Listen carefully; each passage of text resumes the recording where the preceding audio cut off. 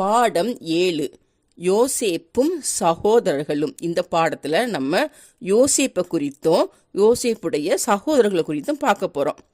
யோசேப்பு இப்போ எகிப்து தேசத்தில் சிறைச்சாலையில் 2 வருஷத்துக்கு மேலே சிறைச்சாலையில் இருக்கிறாரு. அப்போ ஒரு நாள் பார்வோன் ராஜா சொப்பனம் கண்டிருப்பார். அந்த சொப்பனத்துக்கு யோசேப்பு கரெக்டாக அர்த்தம் சொல்லியிருப்பார்.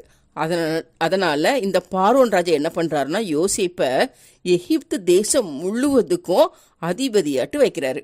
இப்போ இந்த எகிப்து தேசத்தில் அதிபதியாக யார் இருக்கா?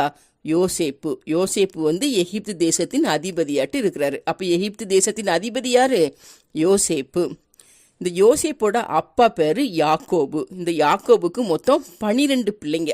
அதில் ஒரு பையன்தான் யோசேப்பு இப்போ எகிப்து தேசத்தில் அதிபதியாட்டு இருக்காரு. இந்த யாக்கோபு எங்கே இருக்கிறாருன்னா தன்னோட பிள்ளைங்களோட இஸ்ரவேல் தேசத்தில் இருக்கிறாரு. அந்த டைமில் இஸ்ரவேல் தேசத்துலேயும் எகிப்து தேசத்துலேயும் கொடிய பஞ்சம் உண்டாயிடுச்சு. எகிப்து தேசம் முழுமைக்கு என்ன உண்டாயிடுச்சு? கொடிய பஞ்சம் உண்டாயிடுச்சு. அதனால் எங்கேயுமே உணவுப் பொருள் கிடைக்கல. உணவுப் பொருள் தேடி எல்லாரும் திரியிறாங்க. ஆனால் எகிப்து தேசத்தில் உணவுப் பொருள் கிடைச்சிச்சு. ஏன்னா யோசேப்பு அங்கே அதிபதியாக இருக்கிறனால எகிப்து தேசத்தில் அந்த பஞ்ச காலத்துலேயும் எகிப்து தேசத்தில் உணவு வழங்கப்பட்டது. அப்போ எகிப்து தேசத்தில் உணவுப் பொருட்கள் கொடுக்குறாங்கன்னு சொல்லிட்டு இஸ்ரவேல் தேசத்தில் இருக்கக்கூடிய இந்த யாக்கோபு கேள்விப்பட்டு என்ன பண்ணுறாருன்னா தன்னுடைய பிள்ளைங்கள்கிட்ட சொல்கிறாரு, நீங்கள் எகிப்து தேசத்தில் உணவுப் பொருள் கிடைக்குது, நீங்கள் எகிப்து தேசத்தில் போய் உணவுப் பொருள் வாங்கிட்டு வாங்கன்னு சொல்லிட்டு யாக்கோபு என்ன பண்ணுறாருன்னா இப்போ 12 பிள்ளைங்கள ஒரு பையன் யோசேப்பு எகிப்தில் இருக்கிறாரு. மீதி இருக்க 11 பிள்ளைங்களில் கடைசி பையன் யாருன்னா பென்யமீன். யோசேப்போட கடைசி சகோதரன் யாரு? பென்யமீன். அப்போ யாக்கோபு என்ன பண்ணுறாருன்னா யோசேப்புக்கு அப்பா என்ன பண்ணுறாருன்னா பென்யமீனை தன்னோட வச்சுக்கிட்டாரு. பென்யமீனை நம்ம அனுப்பக்கூடாது, ஏன்னா யோசேப்புக்கு கெடுதல் நடந்துச்சு, அதனால் பென்யமீனுக்கு ஏதாவது நடந்துடும் அப்படின்னு சொல்லிட்டு பென்யமீனை சகோதரர்கள் கூட அனுப்பாமல் மற்ற 10 பேரையும் நீங்கள் போய் எகிப்தில் போய் உணவுப் பொருள் வாங்கிட்டு வாங்கன்னு சொல்லிட்டு யாக்கோபு 10 பிள்ளைங்களையும் அனுப்பி விட்றாரு. இப்போ யோசேப்பின் சகோதரர்கள் உணவுப் பொருள் வாங்க எங்கே போகிறாங்க? எகிப்து தேசத்துக்கு போகிறாங்க. அப்போ எகிப்து தேசத்துக்கு உணவுப் பொருள் வாங்க போனது யார்? யோசேப்பின் சகோதரர்கள். இவங்க எகிப்து தேசத்தில் போய் உணவுப் பொருள் வாங்க போகிறாங்க. உணவுப் பொருள் வாங்குறதுக்கு பணம்லாம் எடுத்துகிட்டு போகிறாங்க. அப்போது யோசேப்பு தன்னுடைய சகோதரர்களை பார்த்துட்டு நம்ம சகோதரர்கள்லாம் வந்திருக்கிறாங்கன்னு சொல்லிட்டு யோசேப்பு மனசுக்குள்ளே ஒரே சந்தோஷம். ஆனால் யோசேப்போட சகோதரர்களுக்கு யோசேப்பு பார்த்து அடையாளம் தெரியல. ஏன்னா யோசேப்பு துபாசியை கொண்டு பேசினாராம். துபாசின்னா கவசம். யோசேப்பு வந்து முகத்தில் கவசத்தை போட்டு பேசினதுனால யோசேப்போட சகோதரர்களால் யோசேப்பை அடையாளம் காண முடியல. ஆனால் யோசேப்புக்கு தன்னுடைய சகோதரர்கள் நல்லா தெரியும். அதனால் யோசேப்பு தன்னுடைய சகோதரர்களை டெஸ்ட் பண்ணணும்னு நினைக்கிறார். என்ன டெஸ்ட் பண்ணணும்னு நினைச்சாருன்னா யோசேப்பு வந்து சகோதரர்கிட்ட போய் சொல்கிறாரு, நீங்கள் வேவுக்காரர்கள், நீங்கள் தேசத்தை வேவு பார்க்க வந்திருக்கிறீங்க அப்படின்னு சொல்கிறேன்னா அந்த யோசேப்புடைய சகோதரர்கள் சொல்லுவாங்க, இல்லை நாங்கள் நிஜஸ்தர், நாங்கள் உண்மையானவங்க, நாங்கள் சொல்கிறதெல்லாம் உண்மைதான், நாங்கள் உணவுப் பொருள் வாங்க தான் வந்தோம். எங்கள் அப்பாவுக்கு நாங்கள் மொத்தம் 12 பிள்ளைங்க, அதில் ஒருவன் காணாமல் போயிட்டான். கடைசி சகோதரன் ஒருவன் அவன் எங்கள் அப்பா கிட்ட தான் இருக்காங்க. இப்போ நாங்கள் 10 பேரும் எங்கள் குடும்பத்துக்காண்டி உணவுப் பொருள் வாங்குறதுக்கு வந்திருக்கோம் அப்படின்னு சொல்லுவாங்க. ஆனால் யோசேப்பு சொல்லுவான், நீங்கள் சொல்கிற நான் நம்பலை அப்படின்னு சொல்லிட்டு அந்த 10 பேரையும் 3 நாள் காவலில் வைக்கிறாரு. வச்சுட்டு 3ஆம் நாள் யோசேப்பு என்ன பண்ணுறான், தன் சகோதரர்கள்லாம் வெளியே எடுத்து அவங்கக்கிட்ட சொல்கிறாரு. என்ன சொல்கிறாருன்னா, நான் வந்து தேவனுக்கு பயப்படுகிறவன், நீங்கள் உயிரோடு இருக்கணும்னா ஒன்று செய்யுங்க. என்ன பண்ணணும்? நீங்கள் நிஜஸ்தராக இருந்தால் உங்களில் ஒருத்தனை இங்கே காவலில் வச்சுட்டு நீங்கள் எல்லாரும் என்ன பண்ணுங்க, இஸ்ரவேல் தேசத்தில் இருக்கக்கூடிய உங்கள் அப்பாவுக்கு உங்கள் குடும்பத்தாருக்கு உணவுப் பொருள் கொண்டு போங்க. கொண்டு போயிட்டு என்ன பண்ணணும், உங்கள் அப்பா கிட்ட ஒரு சகோதரன் இருக்கிறான்னு சொன்னீங்களா, நீங்கள் திரும்ப இங்கே வரச்சில்ல அந்த சகோதரனை கூட்டிக்கிட்டு வரணும். நீங்கள் அப்படி கூட்டிகிட்டு வந்தால் தான் நான் உங்களை நிஜஸ்தர்ன்னு சொல்லி நம்புவேன். அதுக்கப்புறம் நீங்கள் இங்கே காவலில் இருக்கக்கூடிய சகோதரனையும் கூட்டிகிட்டு போயிடலாம். நீங்கள் அதுவும் இல்லாமல் இந்த எகிப்து தேசத்தில் வியாபாரம் பண்ணலாம், அப்படி இங்கேயே நீங்கள் இருக்கலாம் அப்படிலாம் யோசேப்பு சொல்கிறாரு.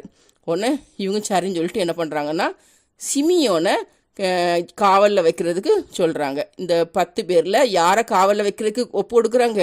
சிமியோனை. இந்த சிமியோனை இப்போ காவலில் வச்சாச்சு.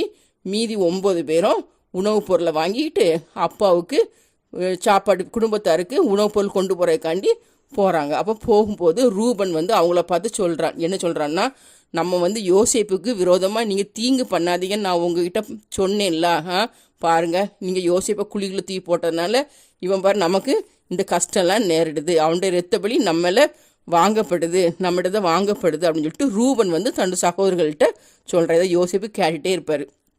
அதுக்கப்புறம் இவங்க எல்லாரும் கழுதையில் தீவனத்தெல்லாம் வச்சுட்டு அந்த ஆகாரத்தையெல்லாம் கழுதைக்கு மேலே கட்டிட்டு பயணம் பண்ணுறாங்க. அப்படி போயிட்டே இருக்கச்சில ரொம்ப டைம் ஆயிடுச்சு. அப்போ அவங்க ஒரு இடத்துல தங்கலான்னு நினைக்கிறாங்க. அப்படி தங்கச்சில என்ன பண்ணுறாங்கன்னா கழுதைக்கு தீவனம் போடுறக்காண்டி ஒரு உணவுப் பொருள் ஒரு மூட்டையை பிரிக்காங்க. பிரித்து பார்த்தா அந்த உணவுப் பொருள் இருக்கக்கூடிய அந்த சாக்குக்குள்ளே பணம், இங்கே கொண்டு போனால் பணம் கிடக்குது. உடனே எங்களுக்கு ஒரே பையன், ஐயோ பணம் எப்படி இந்த சாக்குக்குள்ளே வந்துச்சுன்னு சொல்லி பயந்து என்ன பண்ணுறாங்க, பழையபடி அந்த சாக்கை கட்டிக்கிட்டு வீட்டுக்கு வராங்க. வீட்டுக்கு வந்த உடனே இவங்க எல்லாரும் என்ன பண்ணுறாங்கன்னா அவங்க அப்பா கிட்ட யாக்கோபு கிட்ட நடந்தது எல்லாத்தையும் சொல்கிறாங்க. நாங்கள் எகிப்து தேசத்தில் போகச்சில அங்கே அதிபதியாக இருந்த ஒருத்தர் எங்களை ரொம்ப கடினமாக நடத்தினார். அவர் எங்களை சந்தேகப்பட்டார், எங்களை நம்பலை. அதனால நாங்கள் அவர்கிட்ட நாங்கள் எல்லாரும் ஒரு தகப்பனுடைய பிள்ளைங்க, நாங்கள் மொத்தம் 12 பேர், ஒருவன் காணாமல் போயிட்டான், ஒருவன் எங்கள் தகப்பன்கிட்ட இருக்கிறான்னு சொல்லி நாங்கள் சொன்னோம்.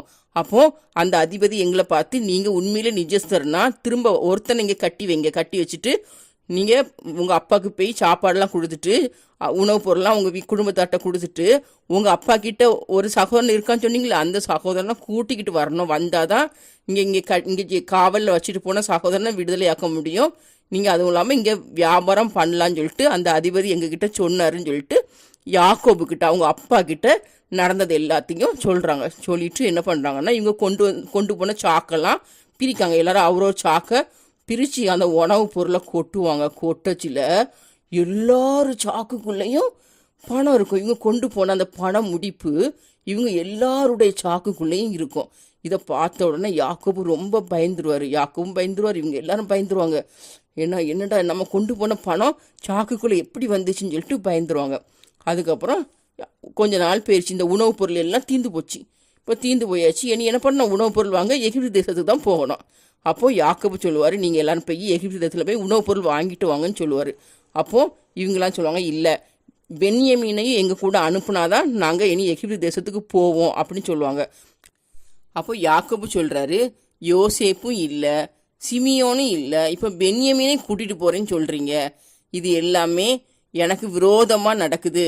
ஏன் எனக்கு மட்டும் இப்படியெல்லாம் நடக்குது, என்னைய பிள்ளை அச்சவர்கள் ஆக்குகிறீங்க அப்படின்னு சொல்லிட்டு யாக்கோபு வந்து தன்னுடைய பிள்ளைங்க கிட்ட சொல்கிறாரு.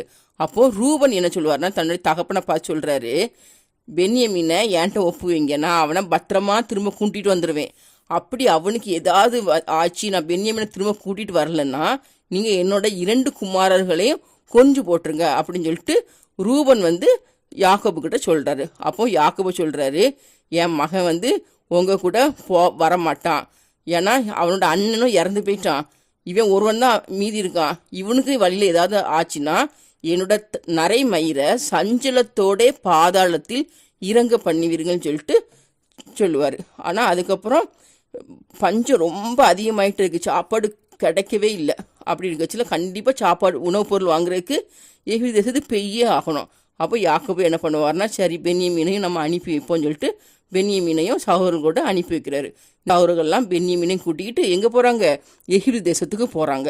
அங்கே போனோன்னே யோசேப்பு பென்யமீனை கண்டோன்னா அவனால் அடக்கவே முடியாது, அழுகையாக வருது யோசேப்புக்கு. உன்னை யோசேப்பு தன்னோட சகோதரில் போய் கெட்டி பிடிச்சி அழுவார். அழுதுட்டு நான் தான் உங்கள் யோசேப்பு அப்படின்னு சொல்லிட்டு அந்த துபாசியெல்லாம் கலத்திட்டு தன்னை வெளிப்படுத்துகிறார், தன்னோட சகோதரர்களுக்கு வெளிப்படுத்துறார். பாருங்கள் நீங்கள் குழிக்குள்ள போட்டிங்களா, அந்த யோசேப்பு நான் தான் அப்படின்னு சொல்லிட்டு தன்னுடைய சகோதரர்களுக்கு தன்னை காட்டுறாரு. அவங்களாம் பயப்படுறாங்க, நம்ம ஏற்கனவே யோசேப்பு குழிக்குள்ள போட்டிருக்கோம், வித்து போட்டிருக்கோம், யோசேப்பு நம்மளே இனி என்ன பண்ணுவாரோ தெரியலேன்னு சொல்லி பயப்படுவாங்க. ஆனால் யோசேப்பு என்ன பண்ணுவார், தன்னுடைய சகோதரர்கள் தனக்கு பண்ணின அந்த தப்பை எல்லாம் மன்னித்து, தவறுகளை எல்லாம் மன்னித்து மறந்து அவங்க எல்லாரையும் ஏற்றுக்கொண்டு அவங்கள்ட்ட அன்பு செலுத்துவார். சிமியோனையும் விடுதலை பண்ணி அவங்க எல்லார்ட்டையும் நான் தான் அவங்க யோசேப்பு, தேவன் என்னைய இந்த எகிப்து தேசம் முழுமைக்கும் அதிகாரியாக வச்சுருக்காரு அப்படின்னு சொல்லிட்டு அவங்கள எல்லாரையும் தன்னோடு சேர்த்து கொண்டு தன்னுடைய அன்பை தன்னுடைய சகோதரர்களுக்கு வெளிப்படுத்துகிறாரு. இதுதான் ஏசப்பாவும் நம்மக்கிட்ட எதிர்பார்க்குறாங்க. தேவன் நம்மிடம் எதிர்பார்க்கக்கூடிய நல்ல குணம் என்னதுன்னா, நம்ம சகோதரர்கள் செய்யக்கூடிய தவறுகளை மன்னித்து மறந்து அவங்கக்கிட்ட அன்பு செலுத்துவது தான் கடவுள் நம்மிடம் எதிர்பார்க்கும் நற்குணம் ஆகும்.